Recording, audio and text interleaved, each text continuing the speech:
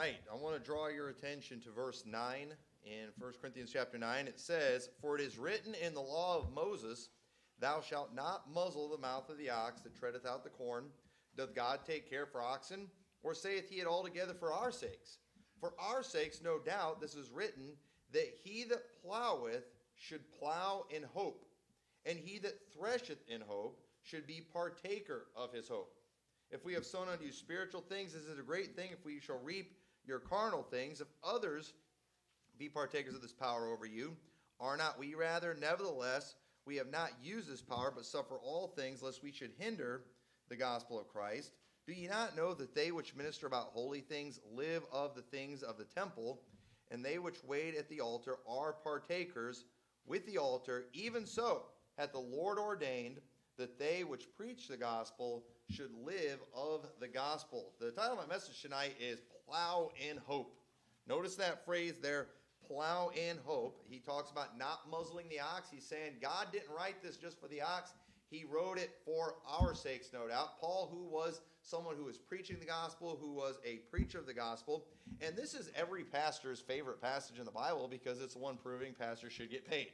That is what that's what he's teaching in this passage. And we've gone through this passage before, and I'm not going to dissect everything in this passage, but I do want to point a concept out to you that I think is really important and just something that I want you all to think of and understand. And really, it's another message just kind of encouragement that I want to do tonight. So, first off, though, this concept of plowing in hope, it's not one that we're real used to because most of us in here, we have jobs where we go, we do our work, we get paid the next week or the week after. You're getting paid weekly, bi-weekly. But imagine back in the day when you were farming and your payday was really not until harvest, was it? I mean, they would have to work for a long time. I mean, you're doing all that work in the spring, getting the ground ready, doing all the planting, and then after you do all those things, you have to do a lot of work kind of throughout the summer and everything, just making sure everything's clear and everything's good, and then you have to wait. You have to wait and wait for these things to grow. I remember when I was a kid, my dad had planted a big garden. I planted a section, wanted to have some watermelons, and I just didn't have patience, man. Those things didn't start growing like I thought they were supposed to, and they didn't happen very fast, and I got bored and quit taking care of it, and no watermelons ever came. And part of it was I didn't know what I was doing, but part of it, too, I just didn't have any patience. It takes a while for things to grow. If you want to plant an apple tree, it's going to take some years before it grows and actually starts producing apples. But the thing is, back in the day, that was how most people lived, and they would do that work, and they would have to wait, and then harvest time was the most exciting time of the year. And because that was harvest time. That was pay, not payday, but I guess payday, but it was like an annual thing. So it was obviously a very exciting time because after all that work, they're finally reaping the benefits of it, and it was a very exciting thing. And when a person does work, when you're doing the job, you ought to have that expectation. That's why pretty much all of us go to work on a daily basis, is because we're expecting a payday, aren't we?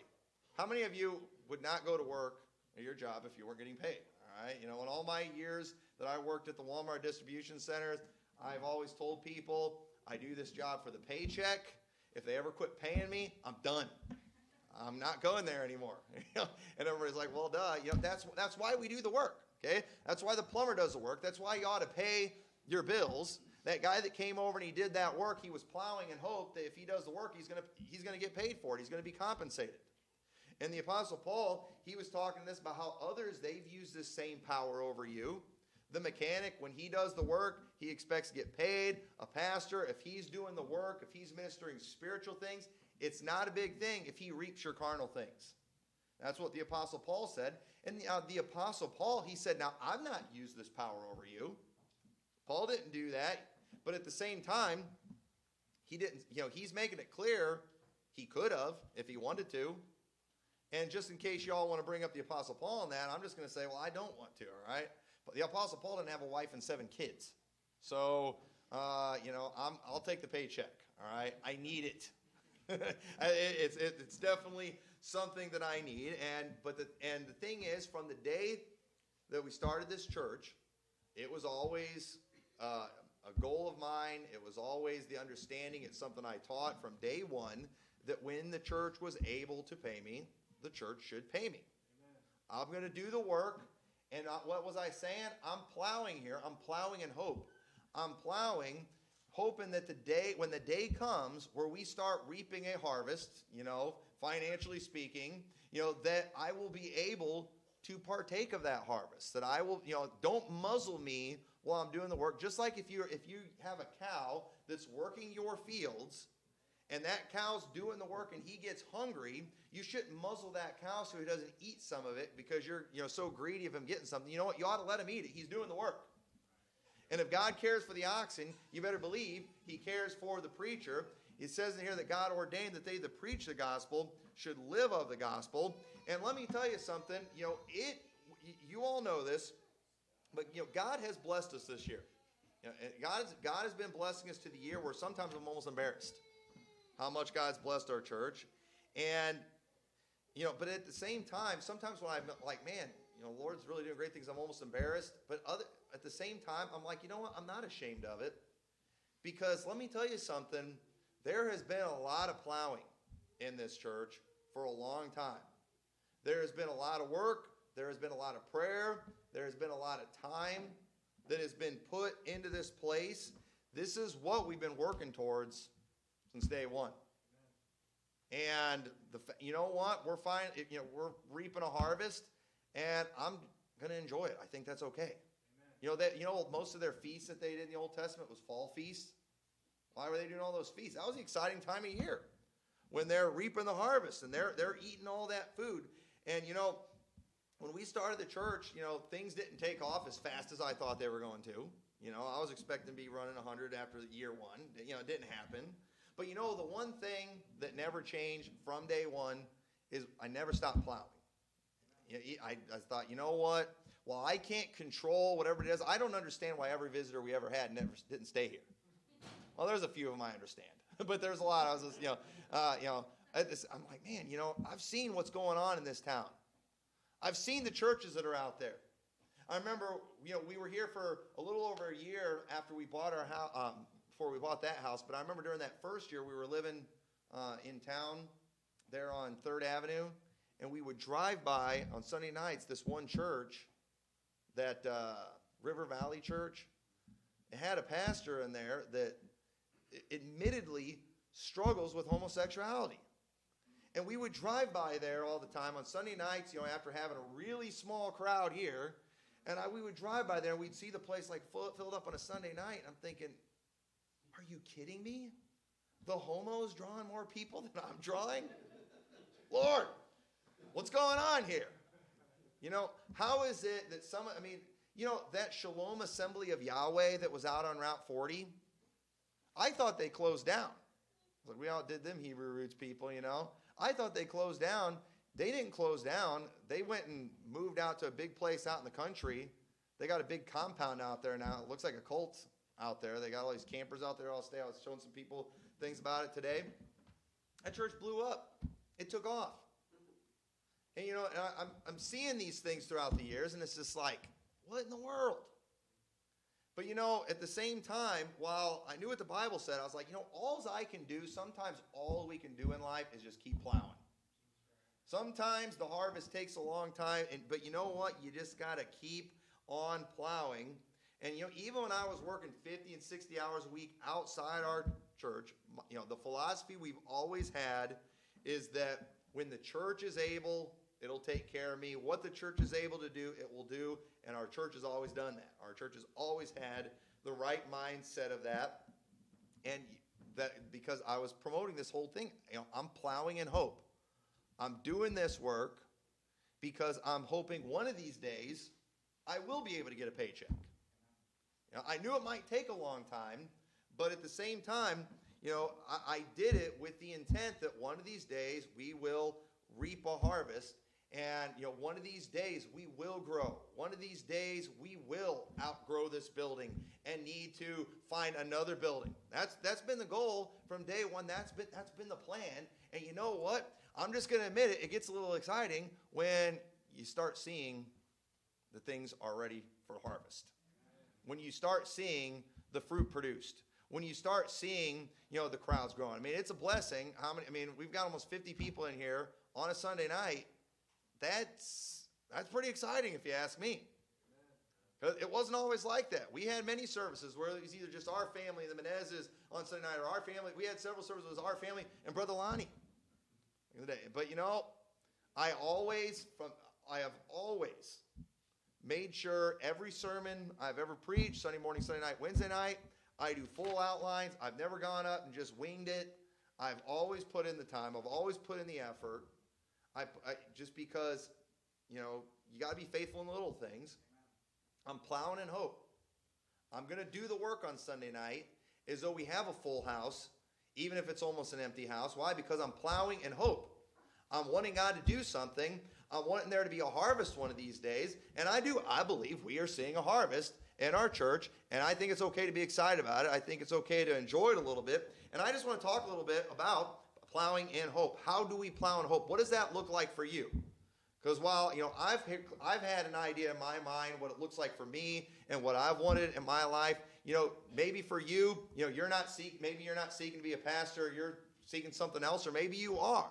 What does it look like? How do you plow in hope? Because that's what we should all be doing. We should all be plowing in hope. And you know what? You're going to have some patience. The harvest sometimes takes a while to come, but it's always going to come if you do the work. So the first thing you got to do to plow in hope, turn over to Psalms chapter 37. Psalms chapter number 37. How do we plow in hope? We need farmers in here. We need plowers in here, figuratively or spiritually speaking. But the first thing you need to do, you need to figure out what you want, and then you need to find a place to plow. That was a blessing. All right. Find out what you want, and then find a place to plow. Look what it says in verse 1. Fret not thyself because of evildoers, neither be thou envious against the workers of iniquities, or homosexual pastors that have bigger churches than you do. For they shall soon be cut down like the grass, and wither as the green herb. Trust in the Lord, and do good, and so shalt thou dwell in the land, and verily thou shalt be fed. Delight thyself also in the Lord, and he shall give thee the desires of thine heart. Let me just stop here for a second, folks. I'm just going to tell you right now, I have been desiring big time for a long time to just be full-time here at the church and not have a secular job. And let me tell you, we're like that close. We have a date in mind, and I'm getting really excited. All right? I'm just going to admit it. I'm getting really, really excited. I've been counting how many more days I'm doing out there at Walmart, and I'm getting really excited, folks. I'm just going to tell you that right now, and I might do a camp meeting dance before that first service I come here when I'm now doing another. I'm going camp meeting that night, man. I'm going to do a full-on John Dorsey dance. I'm just afraid I'm going to start looking like a camp meeting preacher after I quit that job, and I'm going to put on a whole bunch of weight. But listen, I've been desiring this for a long time. Why? Because I'm going to get rich from this? No, I'm not going to get rich from it, but because I'm going to be full-time doing the work of the Lord. That's what I want to do. And I enjoy pastoring this church. I enjoy the work that comes from it. And you know what? I didn't get it overnight. It wasn't just handed to me on a silver platter. It's been a lot of work. And when it comes to the desires of your heart, many times you have to wait a long time to get it. But you know what? You don't wait by sitting around doing nothing. You wait by doing something. You wait by plowing. And you know what? You find a way to enjoy it. And while sometimes it's been tough, it's difficult, I think for the most part, I have been enjoying my life in the last 8 years. But I can't help but admit that I'm probably going to enjoy it a little more next year. I'm just going to admit it right now. Well, I believe the Lord's given me the desires of my heart. Commit thy way unto the Lord. Trust also in him. And he shall bring it to pass. And he shall bring forth thy righteousness as the light, and thy judgment as the noonday. I like that. I'm going camp meeting tonight, folks. I'm kind of excited right now. I'm thinking about some of the attacks that we had this year in our church. I mean, you have these homos just going after us, trying to get us shut down, shutting down our PayPal, trying to get our YouTube channel shut down. And what's so funny about these animals is they're bragging that they practically did it. And they have no idea that our crowd size has increased significantly since then. They have no idea that our offerings have increased significantly since then. We're doing great. The Lord is blessing. And to me, it just shows who's right. I just saw Mr. Pumpkin, the biggest fruit on earth. My wife said he did a video just talking about all his mental health issues, and he's just wanting to quit because he's just got all these psychological problems. And the problem is just because he's a filthy reprobate, but part of the problem is because he's been messing with God's people, and God's messing with his mind. The guy is done for. The guy's miserable. The Lord's just blessing here like crazy while tormenting his mind. Chances are that guy will commit suicide before it's over. Because that's typically what that crowd does. The percentages are very high in that crowd. Well, in the meantime, things are better than ever on our end. Why? Because it's the Lord. He reveals these things. He's going to reveal it, by the one who's, happy, enjoying life, versus the one who's wanting to kill himself and just give up and has all these. Guy has no wife. He has no kids. He does nothing but sit around making videos promoting atheism and perversion.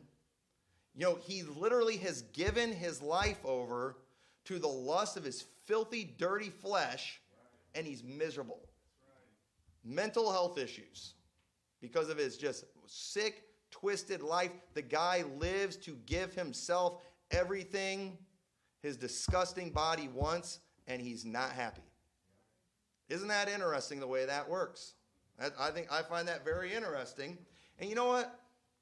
I can't help but just smile when I hear stuff like that and just thank the Lord. Rest in the Lord. Wait patiently for him. Fret not thyself because of him who prospereth in his way, because of the man who bringeth wicked devices to pass. Cease from anger and forsake wrath. Fret not thyself in any wise to do evil, for evildoers shall be cut off. But those that wait upon the Lord, they shall inherit the earth. For yet a little while, and the wicked shall not be. Yea, thou shalt diligently consider his place, and it shall not be. But the meek shall inherit the earth, and shall delight themselves in the abundance of the earth. The wicked plotteth against the just, and gnasheth upon him with his teeth. The Lord shall laugh at him, for he seeth that his day is coming. You know what's going on right now? The Lord is laughing at our enemies right now.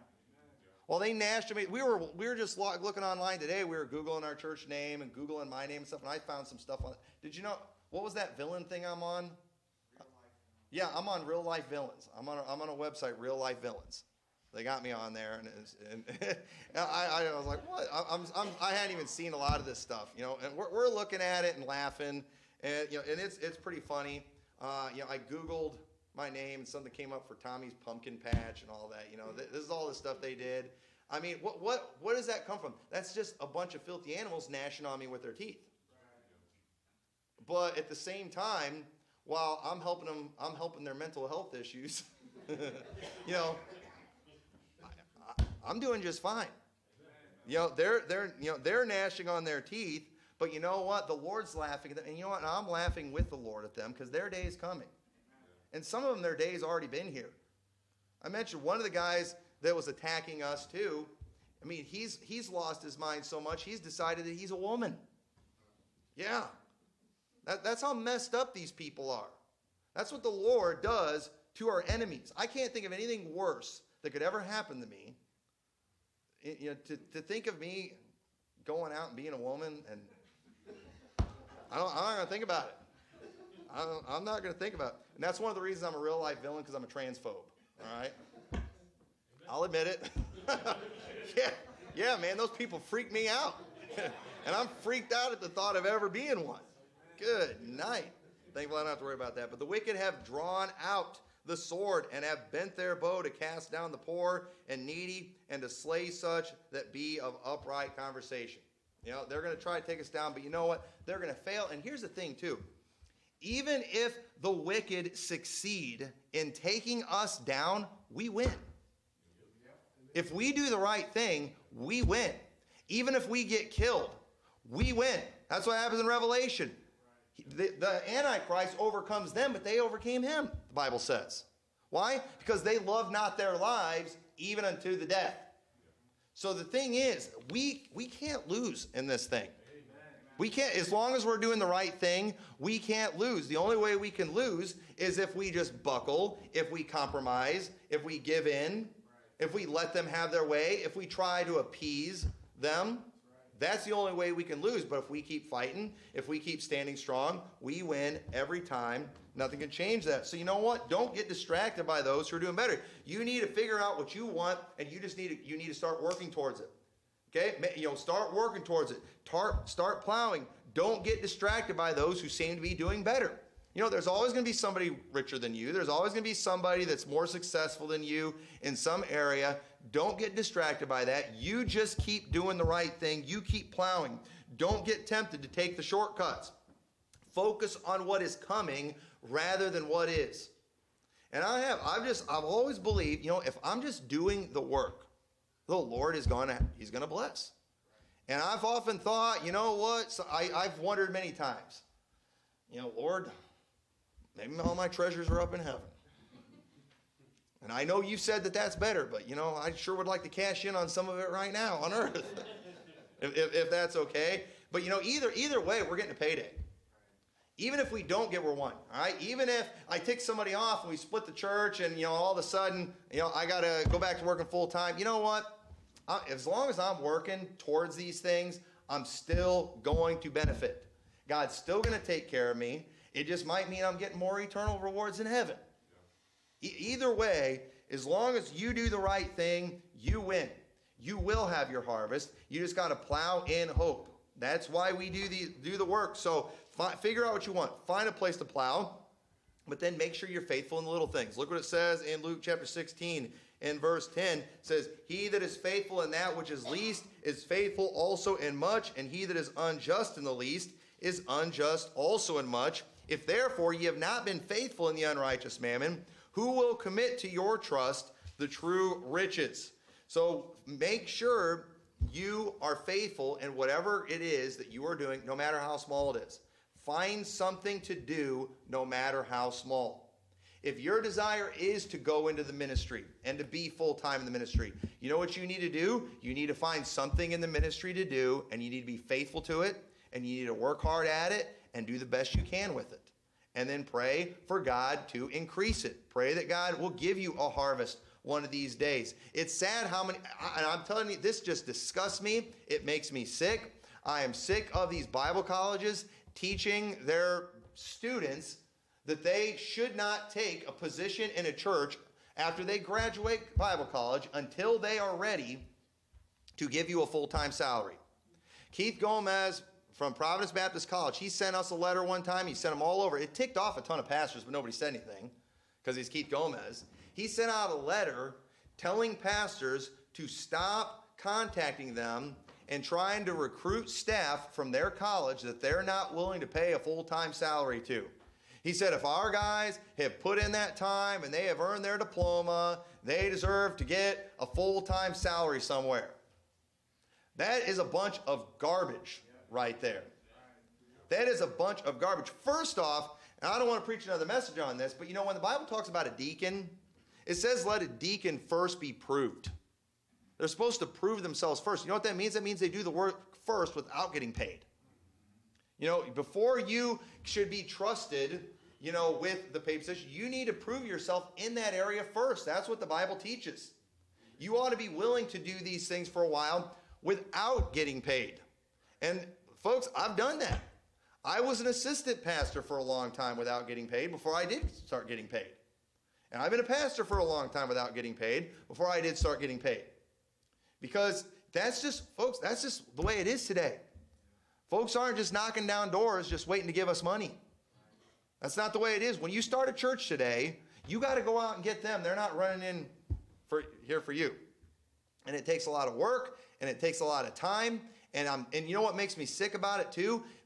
That Northwest Baptist Church and Providence Baptist College is full of young people, graduates, that are sitting and souring in that church doing nothing. Doing absolutely nothing. Waiting for someone to come along and give them a full-time salary. I wouldn't give them nothing. Anybody that has that mentality, I would not give them beans. I have no respect for someone who is not willing to live the life of a regular church member while trying to do the work of the ministry. It's like these guys, they'll be faithful to church if they're getting paid for it. They'll go soul winning if they're getting paid for it. But, let me see you do it as a church member first. And there's a lot of guys that are out there who, they soul win, they do all the things because they are getting paid for it. There's a big difference. There's a lot of things we do that we don't like doing because we're getting paid for it, like some of our jobs. That's why we're doing it. We're doing it because we're getting paid for it. Nobody works in a freezer because they want to do it. I do it because I'm getting paid for it. But if I was doing it for free, there's people that I work with too that I'm pretty sure they would work for free. I think they love their job that much. I think they're crazy. All right. But folks, I did this for a long time, getting nothing, or hardly anything for a long time. Why? Because this is what I desire to do. This is what I want to do. Lord has called me to do it, and I have no respect for these people who've never done the work without getting paid. And I think they're a shame, and it's no wonder that college, they're not turning out hardly anything. As many years as that Bible college has been there, and as few people that they have to show for it, and most of their missionaries they send out, they turn into trendies. After 4 years over there, they come back completely different than they went out, and in a bad way. They've had church planners, they go out, they quit. Many of them are failing, not accomplishing anything. And if they are accomplishing anything, they're being lame, they're compromising. It's sad what they're putting out is because they've never had any character. They've never been taught to actually do the work and how to plow in hope and how to do it with patience. They've all been expecting instant gratification. They have been taught to demand instant gratification before they do the work of the Lord, and they wonder why the people that they send out stink. That is the case. And Providence isn't the only college that does that kind of stuff too. They're not the only one. They're just the one I'm the most familiar with, and I'm ashamed of it. And I wish more pastors, and that's the thing, many pastors who got angry over that, they still send their kids there. Why? Because he's Pope Gomez. They're not going to say anything against the Pope. They're still going to kiss his ring and take their young people and send them to that stupid college. It's worthless. And the amount of money churches, some of these churches are financially supporting that Bible college. They are sending their young people to that Bible college only for Gomez, when they graduate from that Bible college, to tell them to stay there until somebody's ready to give them a full-time salary. Why can't they at least let them go back to their church? And they won't physically stop them from going back to their church. They can really do that if they want to take a chance in going against the advice of the man of God. But they're good at scaring them away from that. And it's a bunch of trash. It makes me sick, and it's a shame. And if they want to know why their graduates are sorry and why they stink, right there is one of the main reasons. And part of it's just not a biblical institution. It's sad. Everyone should be seeking for an opportunity to prove themselves in something. Okay? You need to be seeking to prove yourself to the Lord. You should be seeking for an opportunity to prove yourself to our church. That you should be seeking an opportunity to prove yourself to yourself. You should be looking for that, and you've got to be faithful in the little things. If you can't do the little things, if you can't be counted on for a simple ministry in the church or a simple task in the church, why in the world would you think we would ever recommend you to be a pastor somewhere? We'd be nuts. We'd be nuts to do that. You've got to be able to prove yourself in these things. You've got to be faithful in the little things. And he's like, well, I'm not seeing much from this. I'm not getting much from it, but you know what you're doing? You are plowing. And just plow and hope. Pray, Lord, help me accomplish something with this. Help me do something great with this. It's your chance to prove yourself, and then one of these days you'll get that harvest. And so then the last thing you just got to make sure you do. Look what it says in Galatians chapter 6, verse 7. It says, be not deceived, God is not mocked, for whatsoever a man soweth, that shall he also reap. Now that can be good or bad. Okay? If you're sowing, because look what it says, for he that soweth to the flesh shall of the flesh reap corruption. But he that soweth to the Spirit shall the Spirit reap life everlasting. And let us not be weary in well-doing, for in due season we shall reap if we faint not. So third thing, just don't faint. Okay? Now, if the Bible's teaching us not to faint, that must mean there's going to be some times where we want to faint. That must mean there's going to be some times where we're feeling like giving up and throwing in the towel and quitting. You're going to feel that sometimes, but you know what you just have to do? You have to keep plowing. Amen. You have to just keep on doing the work. Plowing and planting does not do a bit of good if you're not there for the harvest. And, you know, and I think was it last year when they weren't able to harvest a lot of the corn and stuff because of, you know, the weather conditions just didn't allow. You know, that stinks. To put in all that effort and all that time, and then they're just not able to plow. And sometimes that time, you know, sometimes their circumstances make it difficult. I hope it doesn't happen again this year with all the rain we've been having again this fall. But you know, that would be tough. But you know, the real reason most people don't get to harvest is because they faint before the harvest. And the thing is, if you do that, man, you did all that work. Fruit was produced. But you didn't hang around for the harvest. That's the best part. I'm sure it's exciting, you know, if you're a farmer, maybe the first time you plant that cornfield, you know, when you go and you start seeing that corn start popping up. That's probably exciting. You know, I'm sure they enjoy, I'm sure it's satisfying driving by those crops throughout the year, watching it get taller and taller, going out, walking through those fields and just looking at the corn stalks and seeing the growth. And I mean, I'm sure that's a good feeling. That's exciting.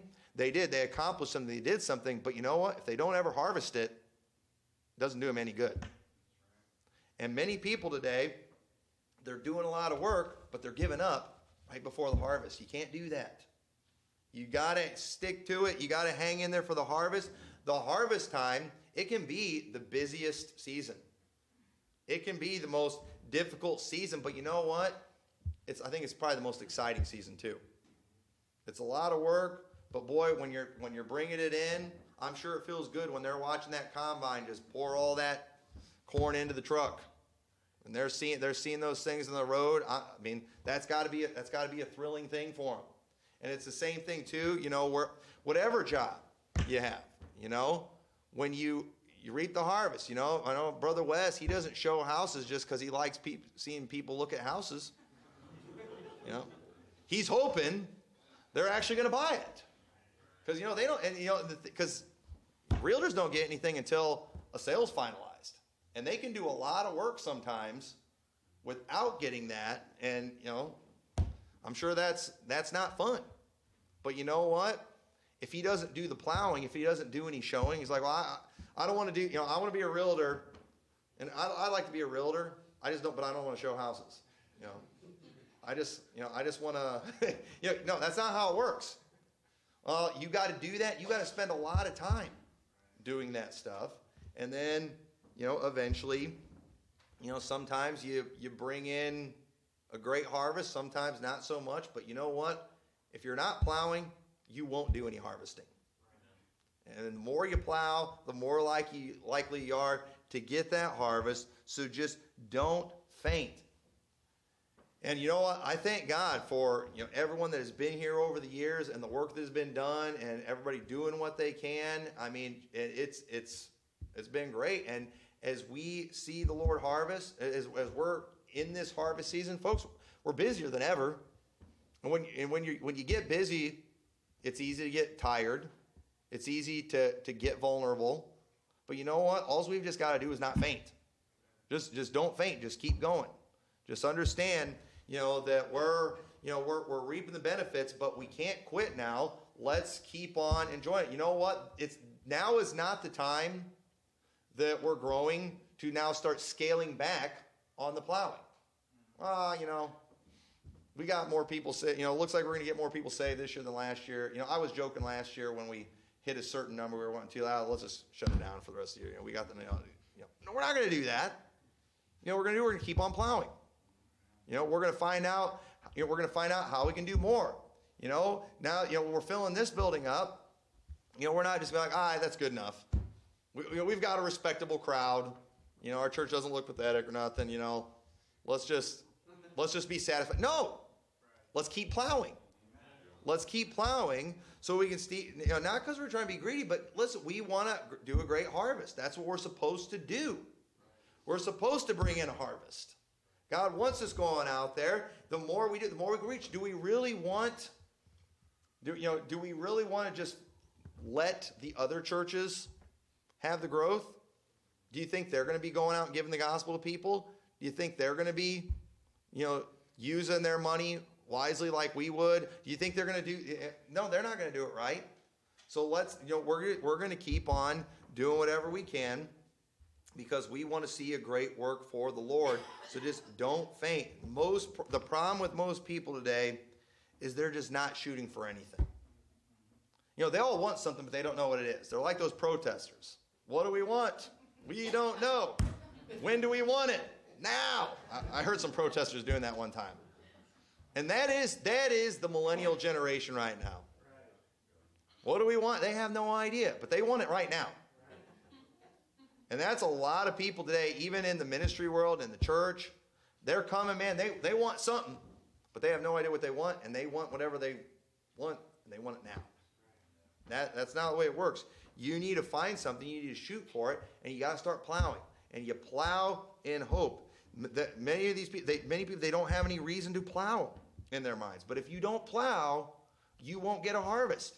Don't sit around waiting for a paycheck if you don't have a job. Well, this is America. I guess but you know what? Listen, if you get a paycheck when you're not doing any work, you're not going to enjoy it. You're going to be like Mr. Pumpkin with your mental health issues. It's amazing how many people don't have jobs and are having all these mental health problems.